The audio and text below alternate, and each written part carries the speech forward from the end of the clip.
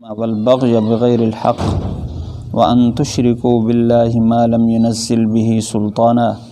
وأن تقولوا على الله ما لا تعلمون۔ فرما دیجئے میرے رب نے تو حرام کیا ہے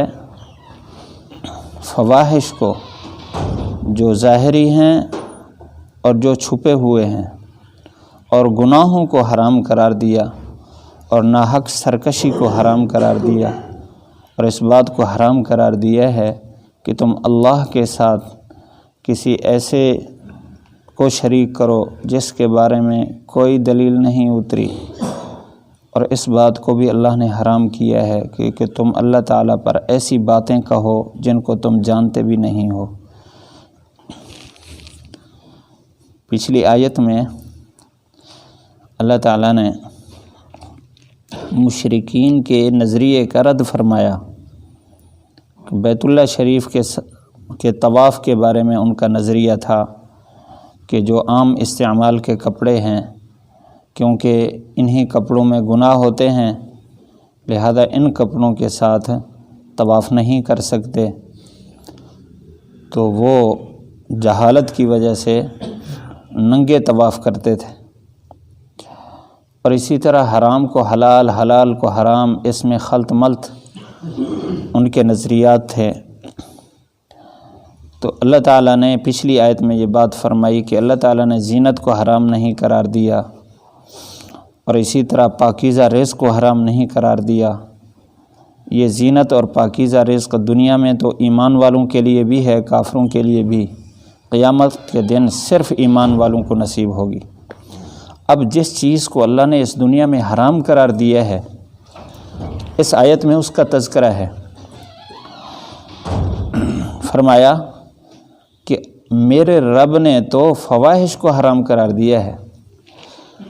عجیب انداز تعبیر اختیار فرمایا، حرم ربی، رب کا لفظ بولا، لفظ اللہ استعمال نہیں فرمایا، دوسرے صفات میں سے کوئی صفت نہیں، لفظ رب اس لیے استعمال فرمایا۔ رب کہتے ہیں پروردگار، جو پال رہا ہے، جو عدم سے وجود عطا کرنے کے بعد وجود میں آہستہ آہستہ ترقی کر کے اس کو جوانی تک پہنچاتا ہے، اور انسان کی ساری ضروریات کا ایسے راستے سے انتظام کرتا ہے کہ انسان کو پتہ ہی نہیں ہوتا، اس کو تو موقع پر مل جاتی ہے چیز، وہ کس راستے سے آ رہی ہے، کتنے مراحل سے گزر رہی ہے،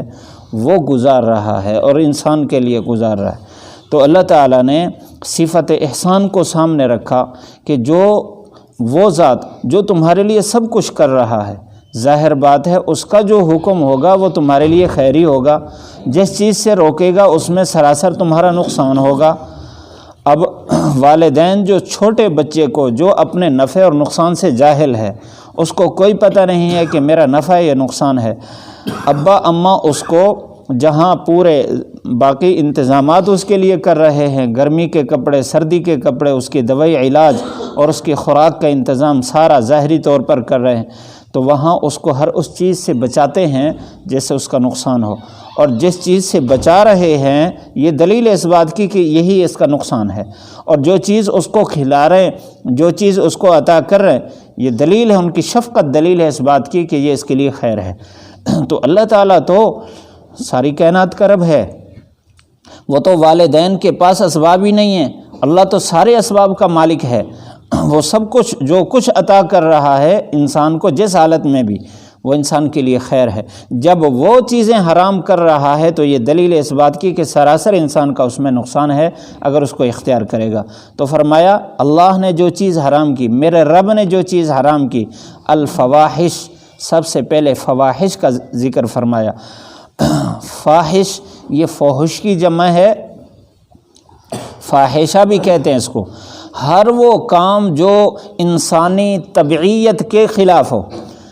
عقل کے خلاف ہو، جو فطرت صحیحہ جو انسان کی اللہ نے طبیعت بنائی وہ اس کو ناپسند سمجھے، اس کو فحش کہتے ہیں۔ اب وہ زبان سے اختیار کرے، وہ آنکھوں سے اختیار کرے، وہ ہاتھوں سے اختیار کرے، یا وہ کوئی اور کردار اختیار کرے، وہ سب فاحشات میں آتا ہے۔ تو فاحشات کی یہاں پھر دو قسمیں بیان فرمائی، فواحش ما ظہر منہا، بعض فحش کام ایسے ہیں جو ظاہری ہیں،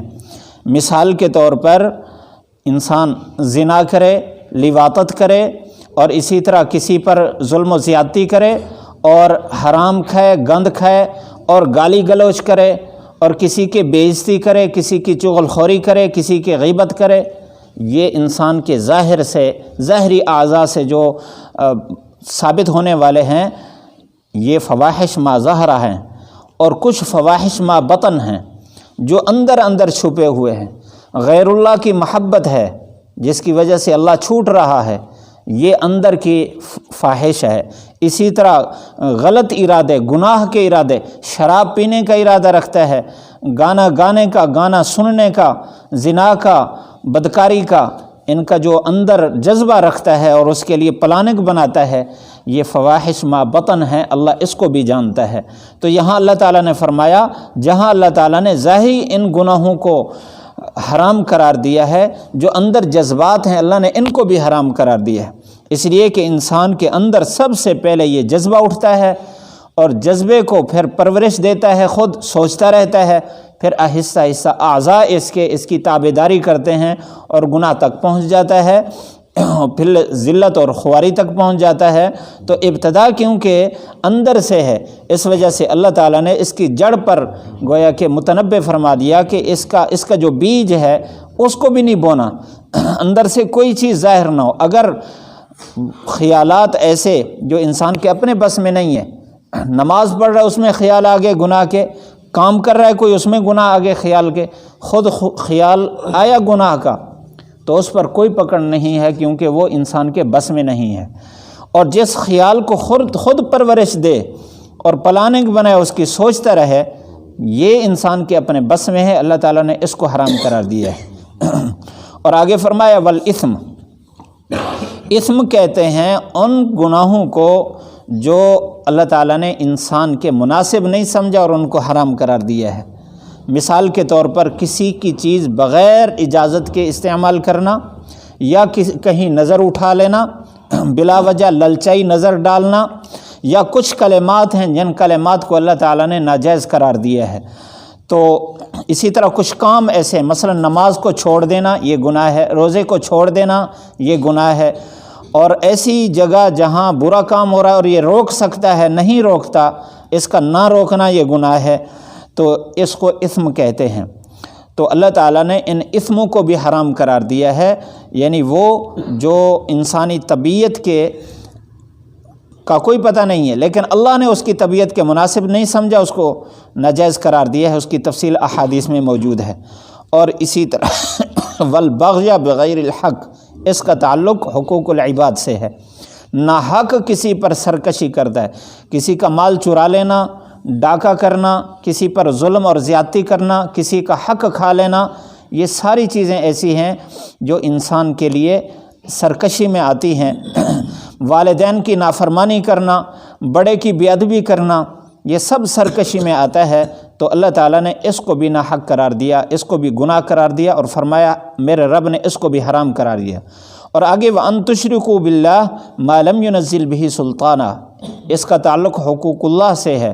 اللہ کے ساتھ کسی کو شریک کرنا جس کے بارے میں کوئی دلیل نہیں، اللہ تعالیٰ کا کوئی شریک نہیں ہے۔ یہاں جو انداز اختیار فرمایا یہ ایک علمی انداز ہے،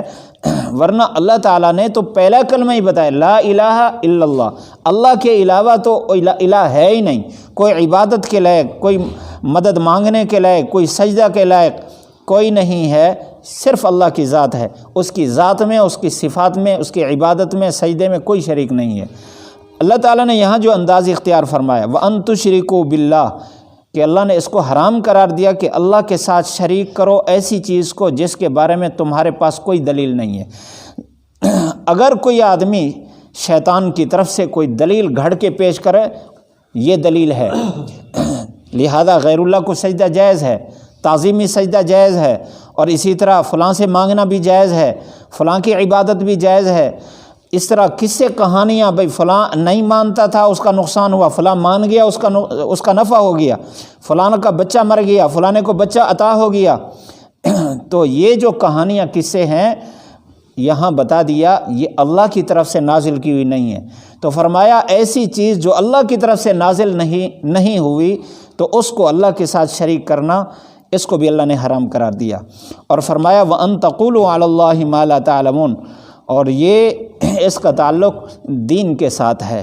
فرمایا اللہ کے بارے میں ایسی بات کہنا جن کو تم نہیں جانتے۔ اللہ تعالیٰ نے اپنی صفات کے بارے میں، اپنے انبیاء کے بارے میں، اپنے فرشتوں کے بارے میں، قیامت کے بارے میں سب کچھ قرآن حدیث میں واضح بتا دیا ہے، اپنے کلام میں اپنے محبوب کے ذریعے سے امت کو بتا دیا ہے۔ اب کوئی ایسی بات جو نہ قرآن میں ہے نہ حدیث میں ہے، سنی سنائی بات قیامت کے بارے میں یا اللہ کی ذات کے بارے میں یا انبیاء کے بارے میں، یعنی جن کا تعلق عقائد کے ساتھ، آدمی کوئی ایسی بات کرے جس کو وہ نہیں جانتا تو یہ اس کے لیے جائز نہیں ہے، حرام ہے۔ اگر کوئی اس طرح کی بات سنے پہلے قرآن حدیث جاننے والوں سے اس کی تحقیق کرے کہ کیا اللہ نے اس کو اتارا، کیا حدیث میں آپ صلی اللہ علیہ وسلم نے اس کی کوئی وضاحت فرمائی، یا اشارتاً دلالتاً کوئی علماء نے یہاں سے کوئی مسئلہ ظاہر کیا ہو کہ قرآن حدیث میں اس کی دلیل موجود ہو۔ اگر ایسا نہیں ہے تو ایسی بات کہنا ہرگز جائز نہیں ہے، اس میں بے توجہی عام برتی جاتی ہے۔ اللہ تعالیٰ یوں فرماتے ہیں، حدیث میں یوں آیا ہے، حالانکہ نہ اللہ تعالیٰ کے فرمان میں ہے نہ وہ حدیث میں ہے، ایسے سنی سنائی آگے چلتی رہتی ہے۔ ہمیں اس کا بھی خیال کرنا چاہیے۔ اللہ نے اس آیت میں اس کو بھی حرام قرار دیا۔ اللہ تعالیٰ ہم سب کو صحیح دین پر عمل کرنے کی توفیق نصیب فرمائے، ہر اس کام سے بچائے اللہ تعالیٰ جس سے وہ ناراض ہوتا ہے۔ پڑھ لیجئے، قل انما حرم ربی الفواحش ما ظہر منها وما بطن والاثم والبغی بغیر الحق وان تشرکوا باللہ ما لم ينزل به سلطانا وان تقولوا علی اللہ ما لا تعلمون۔ قل، فرما دیجئے، انما، بس، حرما، حرام کیا، ربی، میرے رب نے تو، یعنی صرف اس بات کو حرام کیا، الفواحش، فحش باتیں، ما ظہر منہا، جو ظاہر ہیں، وما بطن، اور جو چھپی ہوئی ہیں، والاثم، اور گناہ کو حرام قرار دیا، والبغی، اور سرکشی کو، بغیر الحق، جو ناحق ہے، وان تشرکوا، اور کہ اس بات کو حرام قرار دیا کہ تم شریک کرو، باللہ، اللہ کے ساتھ، ما، ایسی چیزوں کو، لم ینزل بھی، کہ نہیں اتارن اللہ تعالیٰ نے اس پر، سلطانہ، کوئی دلیل، وان تقولوا، اور یہ کہ تم کہو، علی اللہ، اللہ پر، ما، ایسی باتیں، لا تعلمون، جن کو تم جانتے نہیں ہو۔ الحمدللہ رب العالمین۔